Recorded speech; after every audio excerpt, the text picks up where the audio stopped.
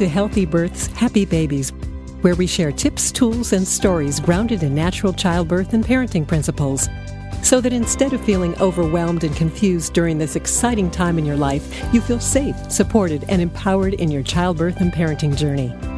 And now, here's your host, Dr. Jay Warren. Hello, and welcome back to another episode of Healthy Births, Happy Babies. I'm Dr. Jay Warren. I'm the prenatal and pediatric chiropractor here at the Karp Wellness Center. And today we have a very special guest. It's Dr. Harvey Karp. And if you don't know his name, you might know and probably know his book. It's The Happiest Baby on the Block. And if you don't know his name or his book, and you're the parent of a newborn or about to be a newborn, then this is a great episode for you to listen to, because his tools that he teaches in The Happiest Baby on the Block, the book, as well as DVDs, are extremely helpful. It's a lot of the tools in it we teach here for new parents. They're ones that I used myself with my son. They were really, really helpful. And he's going to be here to walk you through his 5 S's, as well as how to initiate that calming reflex.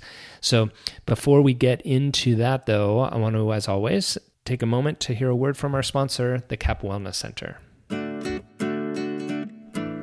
Hi, it's Dr. Jay, and one of the things I love about working at the Karp Wellness Center is being able to play a role in bringing a baby into the world that much more safely, much more naturally, and much more healthy. You know, it's something that is an amazing gift to give a child, to have them start off their life healthy without the stress and the trauma that can all too often be a part of the birth experience. So I consider it an honor to work with pregnant women to help them with that time during their pregnancy. And it is a privilege to be able to work with infants and help correct any distortions that might have happened through the birth process and allow them to start off their life healthy, in alignment and in balance, so that a health challenge doesn't hold them back from being all that they can be in this world.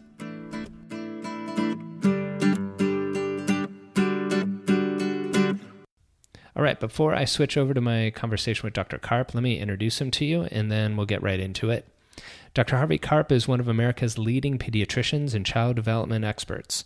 His celebrated books and videos, The Happiest Baby on the Block, The Happiest Toddler on the Block, and The Happiest Baby Guide to Great Sleep, have been translated into over 20 languages and have benefited millions of parents. Happiest Baby classes are taught by thousands of specially trained educators in university hospitals and public health programs across America and in over 20 other nations. Dr. Karp's insight into child development, his Calming Reflex, the 5 S's, and Toddler-ese have made him one of the world's leading baby and sleep experts. Several peer-reviewed studies have validated his innovative observations, and multiple additional studies are underway. Dr. Karp is an assistant professor of pediatrics at the USC Keck School of Medicine and fellow of the American Academy of Pediatrics. He practiced pediatrics in Los Angeles for almost 30 years. His unique ability to translate complex science into effective techniques to empower our parents have revolutionized our understanding of the needs of young children. He has appeared numerous times on Good Morning America, CNN, The Today Show, The View, Dr. Oz, and his work has been featured in the New York Times, Time Magazine, Newsweek, the LA Times, Parents, People Magazine. So as you can see, he's a very accomplished pediatrician, but you'll also see from our conversation what a just genuinely nice man he is and how much he really cares about kiddos and us as parents. So with no further ado, let me switch over to my conversation with Dr. Karp.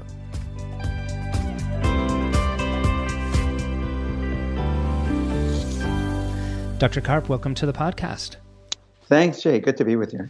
Well, it's a pleasure to have you on. As we were talking just before we got on, your work has personally helped me as a father with my newborn. He's now 3.5, but it really helped me, and I know we really want our new parents here at the Karp Wellness Center to be diving into your work, The Happiest Baby on the Block, and your other work too. And I want to jump into that. So any new parents that for some reason might not have heard of your work could get a taste of it. But before we get into that, you've been practicing pediatrics for over 30 years. What brought you into What interested you in pediatrics in the first place?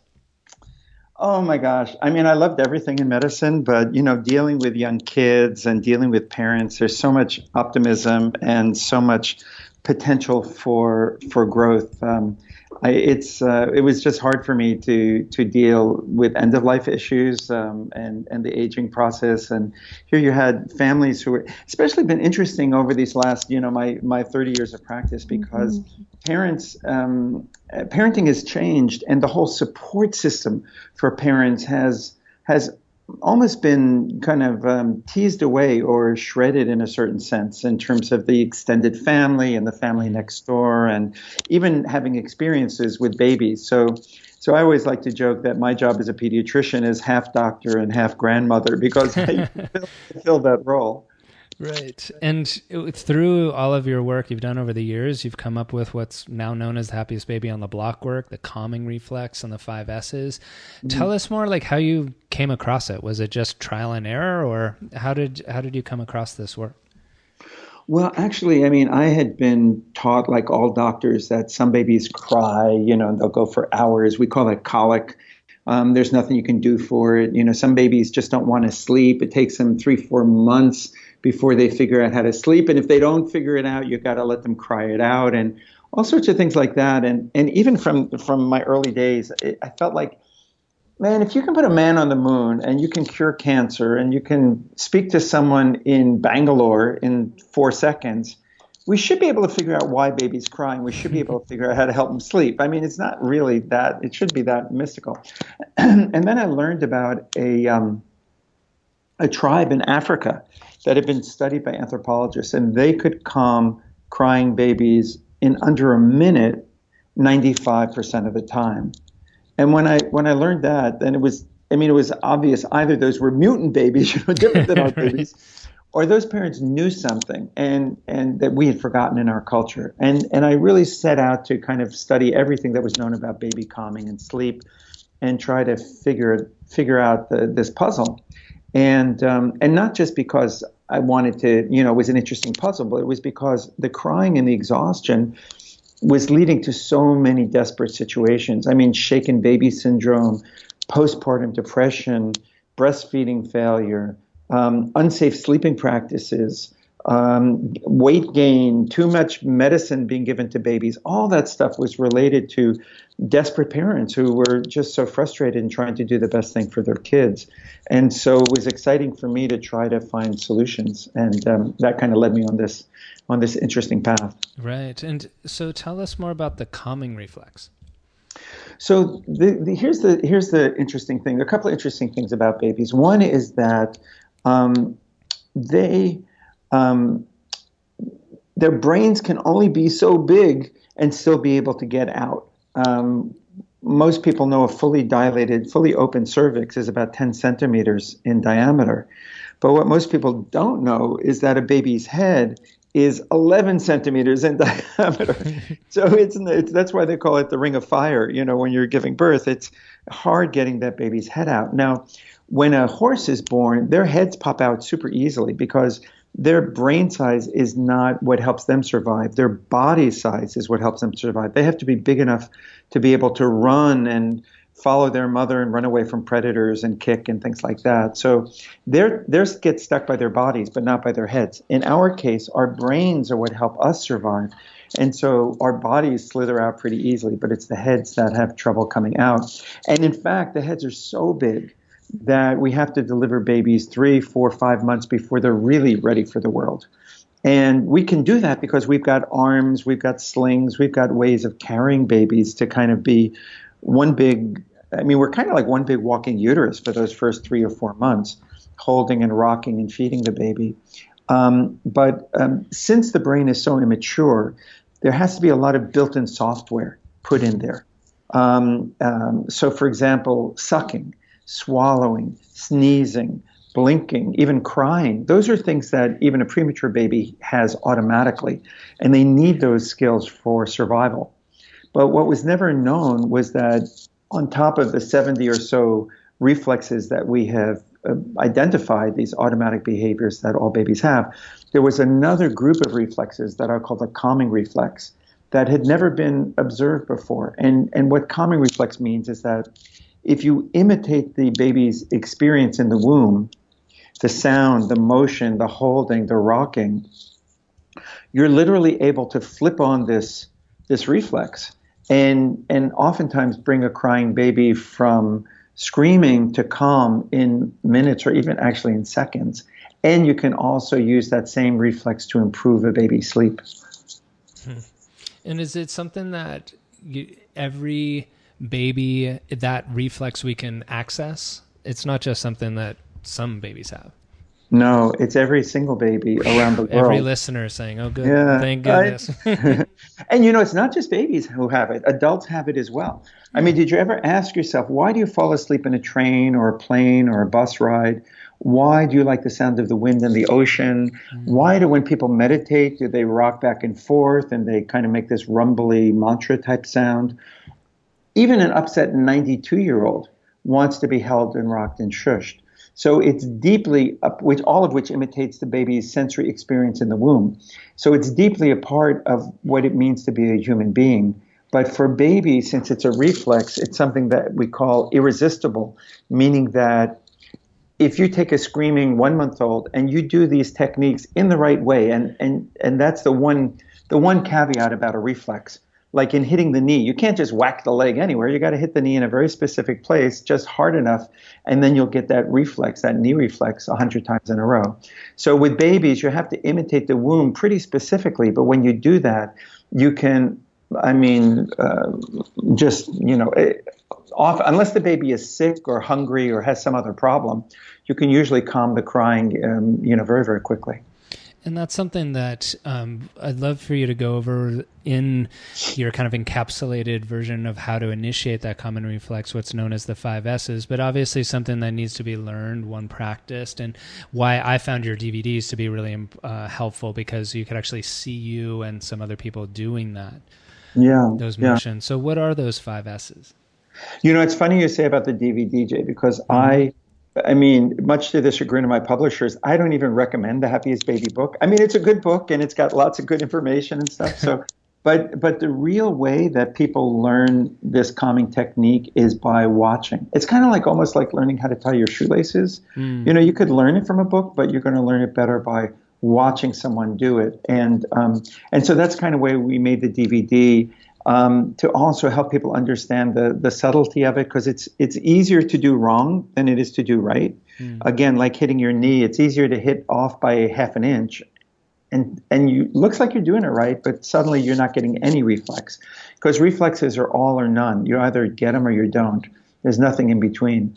So what the 5 S's are 5 ways to imitate the baby's experience in the womb, and when you do that, that's how you can activate the reflex. So the first S is SWaddling, which is snug wrapping with the arms down.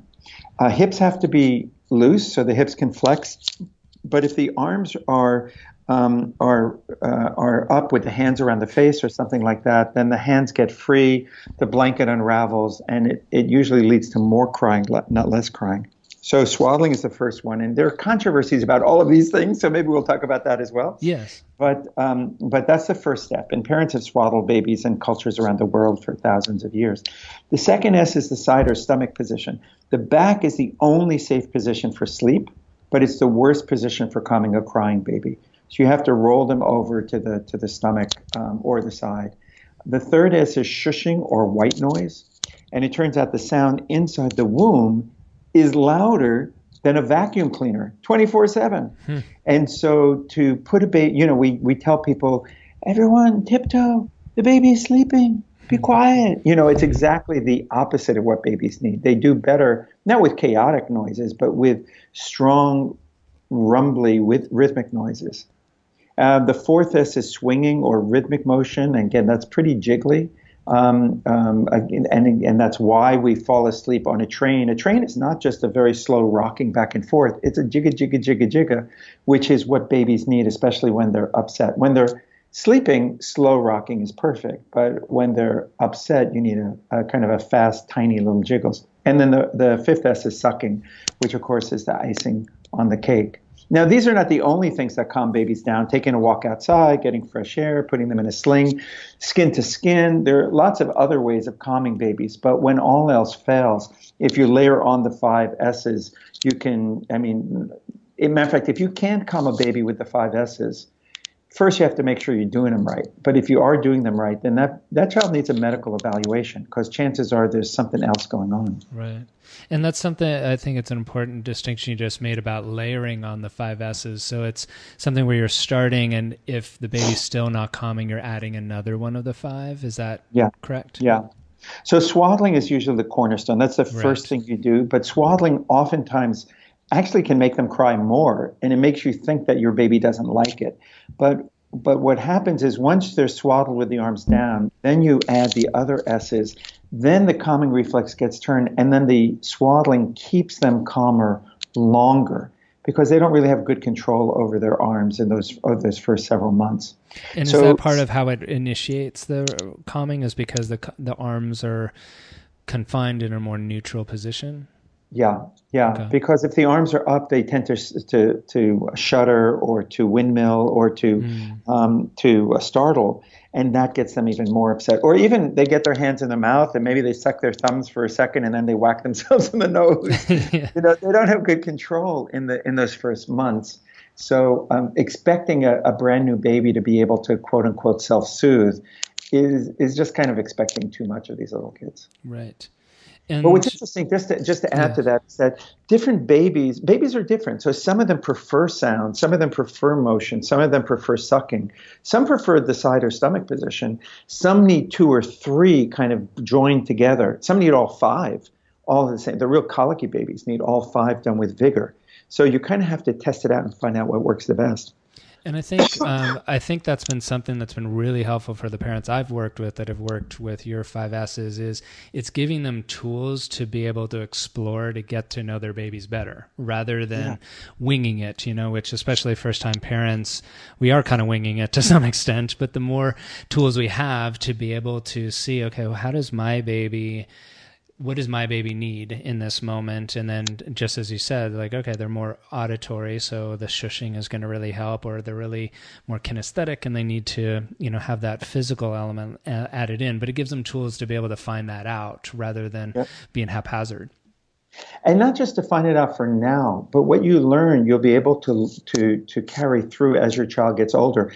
I'm sure you've heard about, there are people who, when they go to bed at night or go check into a hotel, they like it when the blanket is tucked tight around their feet. Yes. And other people, the first thing they do is they kick out their blanket. Right. They don't want to be restricted. Same thing with sound, same things with motion. When you have this tendency to prefer those things, even as a little baby, it tends to carry through as you get older. So you'll learn something valuable even as the child gets older. But one of the things I've seen, and this is really a change in parenting over the last decades, really, is that as people, more and more over the last few decades, people have less baby experience. A lot of people have babies they've never even held a baby before in their lives, and they have less support, whether it's family or neighborhood support. And what happens then is that parents are doing work that they're really not prepared to do. And the hard thing about that is that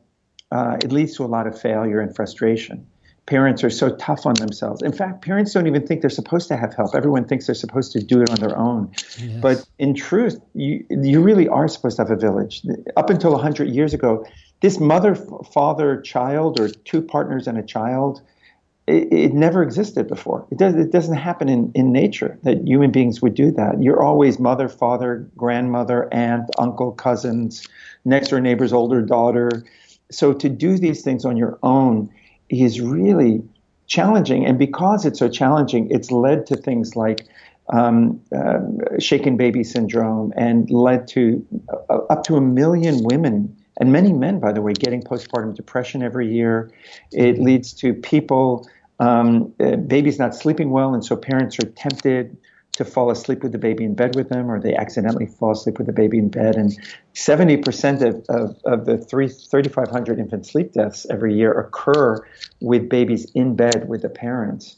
And so it's safer just to have the baby in a co-sleeper, right next to you, or even in a little bassinet or SNOO, the SNOO type of bed that we made, right next to the bed, so that you can attend to the baby and breastfeed and care for the baby, but you're not taking any risk. Because you know what, I want to pass this message on to your viewers, because I bet if you ask your viewers, Jay, how many of them will sleep with the baby if they're drunk? No one would raise their hand. In fact, they would scowl at you and say, how dare you even ask me that? And yet, when you are exhausted, you are the equivalent of drunk. There is many car accidents caused by exhaustion as caused by drunk driving.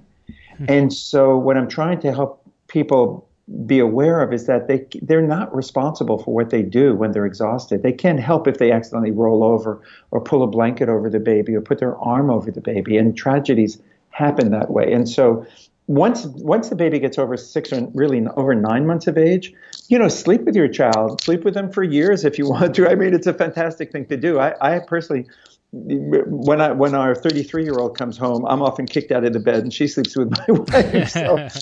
So I'm all in favor of that. But in those first 6 to 9 months, you're taking a risk, and there are tragedies that occur. So it's important that people understand that balance. Right. And that brings us to the SNOO that you were just talking about, your sleeper. So tell us more about that, because that's brand new on the market. Yeah, it just came out a few months ago. So SNOO is a bed that is the safest, most effective baby bed ever made. It responds to a baby's crying with motion and sound to imitate the womb, to turn on the calming reflex. And what we see, especially when you start it from the very beginning, meaning when a baby is born, even for a premature baby, we're able to very quickly improve a baby's sleep, meaning we can add an hour or two, or sometimes more than that, to a baby's sleep. It also is the only baby bed that keeps babies on the back in that safe position, so they don't have the risk of rolling over, which is associated with about a quarter of all sudden infant death syndrome cases. And by improving sleep, you reduce the accidents that happen when a mom accidentally falls asleep with the baby in bed, or the dad falls asleep with the baby in bed. What our goal is with this is not only to support families, but to also reduce postpartum depression and child abuse and infant sleep deaths. And so actually the way we think about it, and people think about this as a baby bed. It's a baby bed, it's a swing, it's an ultra sophisticated white noise machine and organic cotton sleep sacks all rolled together. But I really think about it as your own grandma or your own personal night nurse. Because up until, like I said, 100 years ago, everyone didn't just have one nanny. You had 5 nannies. You had your grandma, your aunt, your cousins. So people need that support. And what SNOO does is 24/7, anytime you need it for the first 6 months, when you need to be with your 3-year-old or take care of your take a shower or get an extra hour's sleep, SNOO is there to hold and rock your baby and be a helper. And so that's kind of how we envision it. Right. And as far as like all of those amazing benefits, every parent wants that, but I have to ask you about the controversy around it, in that they're saying, well, it's automating grandma. How do you answer that question? Sure. Well, it doesn't have to be if you have grandma there to help out. Right.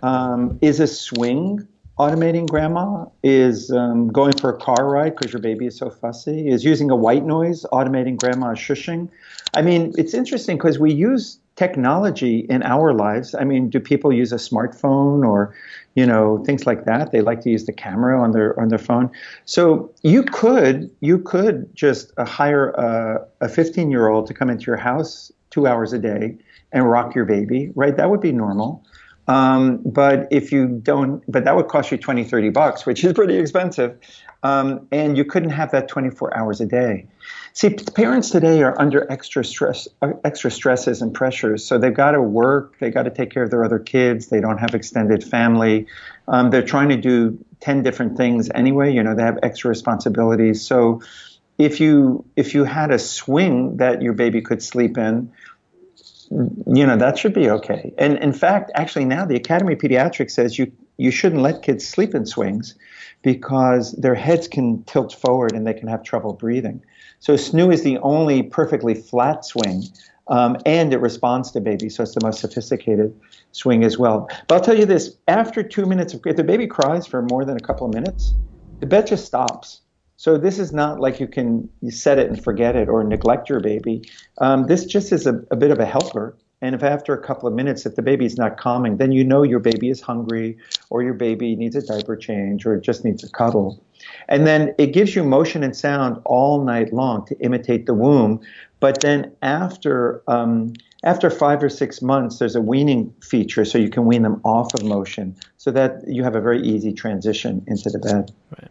And I think that that last part really is the biggest criticism people were saying and doing some research for this interview. And my thinking was, well, it's not going to initiate such a strong reflex that's going to turn off natural either parenting instincts or the baby's instinct if there is one of a medical problem. Two, if they're just straight hungry, you're not going to be able to calm a really hungry kid out of being hungry and calling for it. And that applies then to the calming reflex of the 5 S's as well. It's not like it's going to be able to unwind anything that's like, oh, I shouldn't have used the 5 S's because then my baby got too hungry and lost weight. Exactly. Yeah, we don't see that. So again, it's like grandma. So grandma's rocking the baby, shushing the baby. The baby gets a little upset. Grandma rocks and shushes faster. Baby gets more upset. She rocks and shushes faster. Baby keeps crying. And then grandma says, honey, I think he needs to be fed. Right. So it basically does that same exact thing. Good. Well, in our last couple minutes here, I want you to mention briefly your work that you're doing with Healthy Child, Healthy World as well. Do you mind just mentioning so parents can learn about that?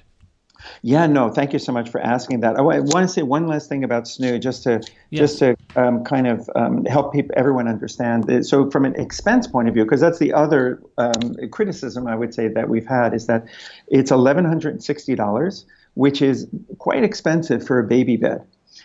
Maybe not so expensive for a bed, a swing, a white noise machine, an extra couple of hours sleep, 3 organic cotton sleep sacks, and your own personal night nurse for the first 6 months of life. So what we're hoping people, and you can buy this for 0 interest over 12 months, so you don't have to pay all that money up front. But it turns out that this costs about $6 a day, or even $3 a day if you end up using it with your second child or if you sell it when you're finished with it. And so $3 a day is not affordable for everybody, but for a lot of people, a lot of working families, a lot of people who have to stay vigilant on the job, doctors and truckers and things like that, it turns out, they're either spending $3 a day for the safest, most effective baby bed, or on Red Bull, just to stay awake, through the day. So I just wanted people to understand at least how I would want to see the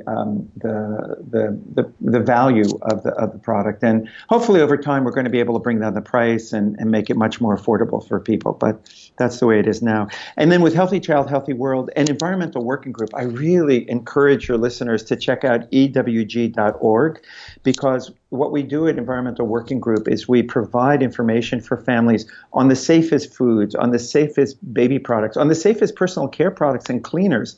So you can go to the store and just scan the barcode of any product, and you can see, does it have dangerous chemicals in it, or is it something that you're not worried about bringing home? So we're really trying to help parents, figure out their way through this maze of chemicals and additives that are in so many different products. Fantastic. Well, thank you for doing that work as well. That's so important, especially with as many toxins are in our environment nowadays versus before. Oh, man, it's really true. And I'm very concerned about that being a risk factor in terms of autism. I know there's been a lot of talk about vaccines. I think that's been pretty much put to rest. But I think that the idea about toxic exposures is something that is very, very concerning. Yes.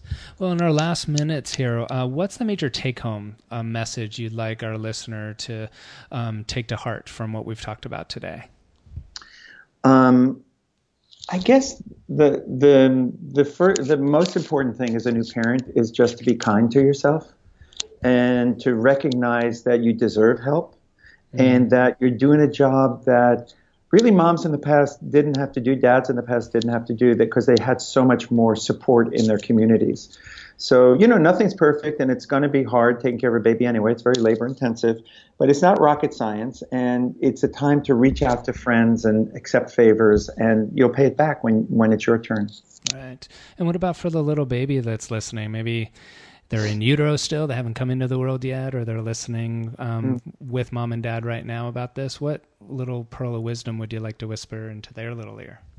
I guess I would say that, your mom and dad are doing the best they can to be patient with them. And at the same time, as you get a little bit older, it's your right to hold mom and dad responsible for being the adults, for being politically active, and for making sure that we protect the world that we're holding in trust for them. Fantastic. Well, Dr. Karp, thank you so much for being here today. And I know you're a very, very busy doctor, so thank you for being on the podcast. And I'll make sure that all of the links to your materials are available for all of our listeners on our website, as well as on the show notes to the podcast. So thank you again, Thanks. Dr. Karp, so much. Thank you so much. That's happiestbaby.com. They can get all that information. But I really appreciate your work as well and helping educate families. It's so kind of you to invite me. I really appreciate it. Oh, my pleasure. Thank you for joining us today. For more information about this episode and other natural childbirth and parenting topics, please visit us at capwellnesscenter.com or message us on our Facebook page with any questions you might have. We here at the Cap Wellness Center look forward to helping you and your family be as happy and healthy as you can be.